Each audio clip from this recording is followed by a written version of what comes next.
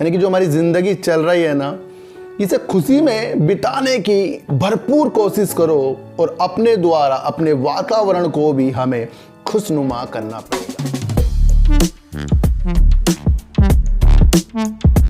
नमस्कार, मैं स्वागत करता हूं आपका अपने ही चैनल में जिसका नाम है डीप सर्च 6। और आज बात करेंगे सर फ्यूचर ग्रुप की। सर इन सब की बात करने से पहले मैं आपको एक चीज़ बता दूं सर, कि जो ज़िंदगी है ना सर, ये कतरा कतरा गुजर रही है और हम जो जी रहे हैं कहीं ना कहीं आने के बाद मरना हमें पड़ेगा ही पड़ेगा। यानी कि जो हमारी ज़िंदगी चल रही है ना, इसे खुशी में बिताने की भरपूर कोशिश करो और अपने द्वारा अपने वातावरण को भी हमें खुशनुमा करना पड़ेगा।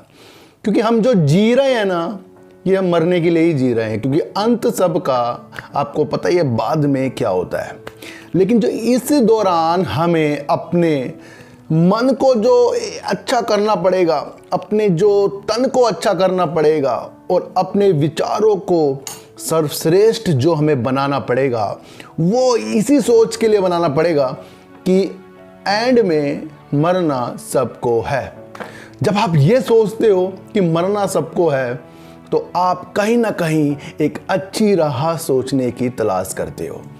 तो अपने मन में अलग भावना हमें उत्पन्न करनी पड़ेगी और जीवन में जो आज कुछ है वो बाद में हमें कभी भी हासिल नहीं होने वाला है। तो इसलिए अभी की जो हमारी स्थिति है, इसको हमें नॉर्मल करना पड़ेगा। अब शेयर मार्केट हमने ज्वाइन कर ली है, तो इसके उतार और चढ़ाव से हमें गुजरना तो पड़ेगा। कोई कंपनी हम गलत सिलेक्ट कर लेते हैं, उसका जो खामियाजा हमें भुगतना ही पड़ेगा। तो ये तो चलता ही रहेगा। और इस सोच के साथ ये वीडियो अब हम स्टार्ट करने वाले हैं। तो बात करते हैं सर दिल्ली हाई कोर्ट से जो एक खबर निकल कर आ रही है, जिसमें अमेजॉन ने दिल्ली हाई कोर्ट में एक केस दिया था कि 900 स्टोर जो रिलायंस ले गया है वो गलत तरीके से ले गया है, उसे वो वापस लाने के लिए इसने फाइल दायर की थी। अब इसके अंदर सर दिल्ली हाई कोर्ट का देखने का नज़रिया क्या है? लगता है कि वो जो नज़रिया उनका कहीं ना कहीं सही है, बिल्कुल सही है। क्योंकि जिस तरह से लीज पर फ्यूचर रिटेल ने स्टोरों को ले रखा था और उनका किराया फ्यूचर रिटेल से दिया नहीं जा रहा था, तो उसका जो किराया है रिलायंस ही दे रहा था कई महीनों से।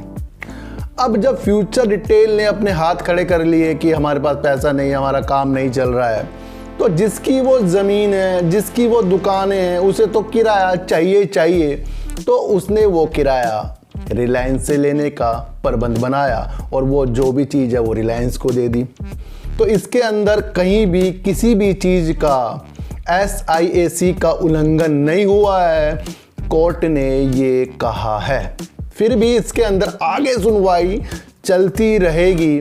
फिलहाल तो इसके अंदर ये संकेत हैं कि जो स्टोर अंबानी जी के पास हैं वो सही तरीके से उनके पास हैं, क्योंकि वो जो चीज़ थी वो घाटा दे रही थी और फ्यूचर रिटेल से उसका जो किराया है, रेंट है, वो नहीं दिया जा रहा था।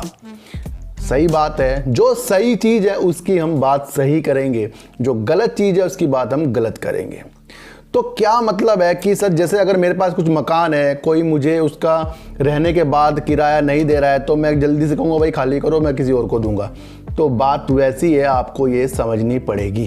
फिर भी फ्यूचर रिटेल या फ्यूचर ग्रुप में कुछ ना कुछ एक खबरें अलग तरीके से भी निकल कर आने की संभावना बनी हुई है। अब यहाँ से अमेजॉन जो 900 स्टोर को वापस लाने की प्रक्रिया में लगा है, थोड़ा सा कमज़ोर होता हुआ नज़र आ रहा है। जिस तरह से हमें अमेजॉन फ्यूचर ग्रुप की मदद करता हुआ दिखाई दे रहा था, वो हमें वो हीरो की तरह दिख रहा था। लेकिन जो चीज़ होती है वो बाद में पता लगती है। अब ये फैसला मुझे नहीं लगता कि अमेजॉन के पक्ष में आएगा। फिर भी संभावना की हम तलाश करते रहेंगे और जो भी न्यूज आएगी उसके अंदर अपनी साइकोलॉजी बनाकर रखेंगे ही रखेंगे। नुकसान पे नुकसान सारा होता जा रहा है और जो भी हमारे पास शेयर है उसमें काफ़ी लॉस हमारा होता जा रहा है। तो गलती इसके अंदर हम अपनी खुद की मानेंगे, क्योंकि जंग हो, प्यार हो या शेयर मार्केट हो, मुझे लगता है कि इसके अंदर सब जायज होता रहता है। तो हमें करना क्या है, अपनी बुद्धि को सही करके सही शेयरों की तरफ हमें दौड़ना है, और जो भी शेयर NCLT की तरफ बढ़ता जाता है उसमें से अपने हाथों को खींचना है, और साफ सुथरे शेयरों में अपना मन हमें लगाना है, और फ्यूचर ग्रुप में उम्मीदें जगाकर कुछ दिनों तक, जब तक के कुछ मसला और ना आए, हमें बैठना ही बैठना है। तो सर ऐसी वीडियो देखने के लिए मेरे चैनल पे आइए जरूर, सब्सक्राइब भले मत कीजिए लेकिन मेरी बातों को गौर से सुनिए ही सुनिए।